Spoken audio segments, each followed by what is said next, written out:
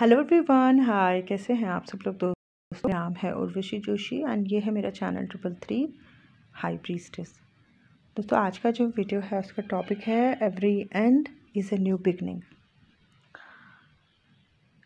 हम में से बहुत सारे लोग जो हैं, ज़्यादातर लोग जो इस चैनल में हैं वो तो खैर रिलेशनशिप और पार्टनरशिप में स्ट्रगल कर रहे हैं, और उनके ज़्यादातर लोगों के जो सोल शॉक्स रहे हैं वो पार्टनर्स को लेकर रहे हैं, है ना।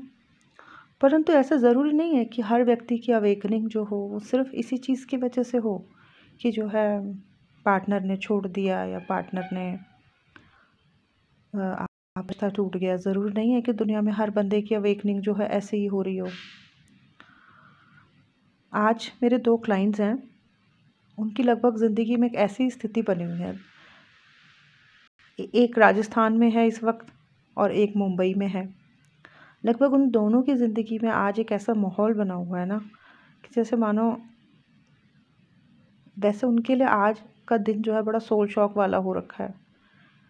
मतलब उन दोनों की ज़िंदगी में आज कुछ ऐसा चल रहा है कि जैसे उनको लग रहा है कि पता नहीं, सब थम गया हो, सब रुक गया हो। एक पुरुष है तो एक स्त्री है, वो दोनों ही ऐसी चीज़, मतलब कहीं ना कहीं वो अपने सपने के करीब हैं, पर वो सपने आज ख़त्म हो रहे हैं। और मैं आज सुबह कुछ काम कर रही थी और अपने आप ही मेरे अंदर से आ रहा है, every end is a new beginning, every end is a new beginning. और मैंने बोला कि ये अंदर से क्या आवाज़ आ रही है बार बार, every end is a new beginning, every end is a new. और उसके थोड़ी देर सेशंस कर रही थी, देखा तो एक का राजस्थान से मैसेज आ रहा है क्लाइंट का कि मैम मेरी लाइफ में आज ऐसा soul shock kind of situation चल रही है, समझ नहीं आ रहा। और दूसरी जो है मुझे मुंबई से कॉल कर रही है कि सालों से जिस जॉब से वो जुड़ी हुई थी, जिस काम से जिसने उसको इतना कुछ दिया, आज उसने कहीं ना कहीं उसने आज रिज़ाइन डाला because of lot of reasons. बहुत से रीज़न थे जिसकी वजह से उसने ज़िंदगी में ये फ़ैसला लिया। आज सुबह से वो, कब से वो बस भगवान के सामने बैठी हुई है, माँ काली के सामने बैठ के पूजा कर रही है वहाँ बैठ के, क्योंकि टूट गई है आज फिर दोबारा। तभी मैंने सोचा, अच्छा इसीलिए मेरे अंदर से ऐसे सुबह से आवाज़ आ रही थी कि every end is a new beginning. मतलब कहीं ना कहीं मैं देख रही हूँ दोनों ही मेरे जो ये करीबी हैं या क्लाइंट्स हैं, दोनों की ज़िंदगी में देख रही हूँ कि एक soul shock kind of situation बनी हुई है। एक ऐसा मोड़ आ गया जहाँ पे उनको लग रहा है जैसे चीज़ें ख़त्म हो रही है या एंड हो रही है। बट जैसे सुबह से मेरी आत्मा कह रही थी कि every end is a new beginning. ये तो सिर्फ नई शुरुआत के लिए, जैसे कहते हैं ना, किसी चीज़ की नई शुरुआत करने के लिए पुरानी चीज़ों का ख़त्म होना ज़रूरी है। तो आज वही पुरानी चीज़ें जिनसे ये बहुत ज़्यादा जुड़े हुए थे, आज वो ख़त्म हो रहे हैं। बट क्योंकि हमारी अटैचमेंट, हमारा मोह बहुत जुड़ा हुआ होता है ना, तो चाहे तो हम खुद ही उस चीज़ से निकलना चाह रहे हैं, बट दर्द होता है फिर भी, चाहे वो चीज़ से निकलना चाह रहे हैं, चाहे जो भी है, बट उस चीज़ से जुड़ा हुआ हमारा सांसारिक मोह रहता है, रहा होता है। तो मेरे को ऐसे लगने लगा कि देखो मतलब क्या हालत हो रखी है, बिल्कुल वैसी स्थिति बनी हुई है। हम लोगों की लाइफ में तो, जैसे मेरी लाइफ में तो बहुत सारे लोग मेरी अच्छाई की एनर्जी को लेने के बाद हमेशा मुझे धोखा दिया करते थे।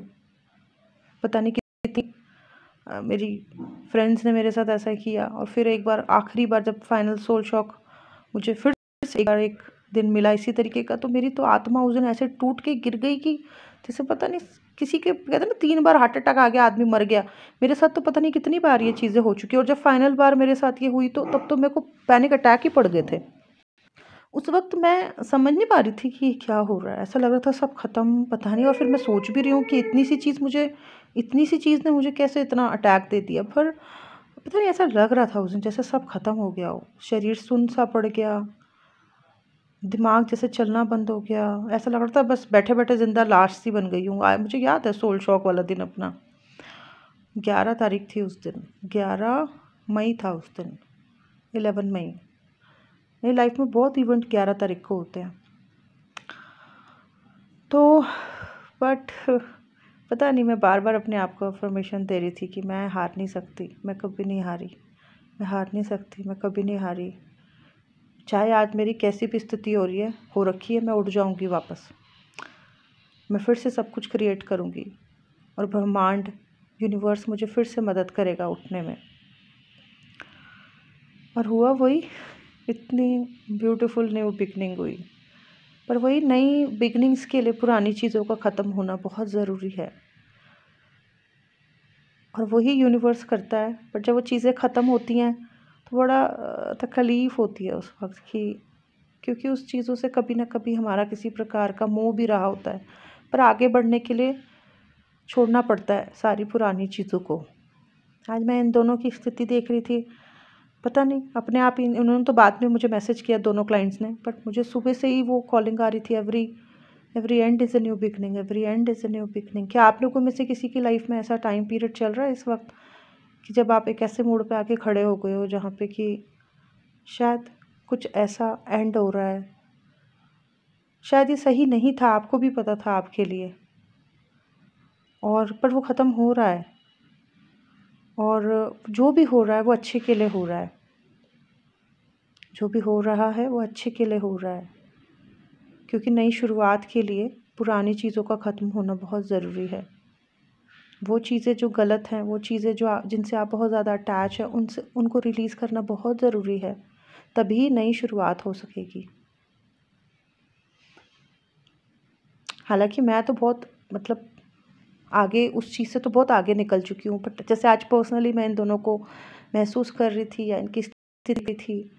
हालांकि दोनों के दोनों वॉरियर हैं, इन्होंने अपने जीवन में बहुत साहस दिखाया है, बट फिर भी मुझे लाइक याद आ गया कि जब बंदा टूटता है या उसके हाथ से कुछ छूटता है तो कितना दर्द होता है उस टाइम पीरियड में, और फिर वो सारा साहस जुटा के फिर से नई शुरुआत करता है, और फिर जब परमात्मा देना शुरू करता है तो फिर वो अपने आप को इतना ब्लेस्ड फील करता है कि वाह, मतलब कमाल है।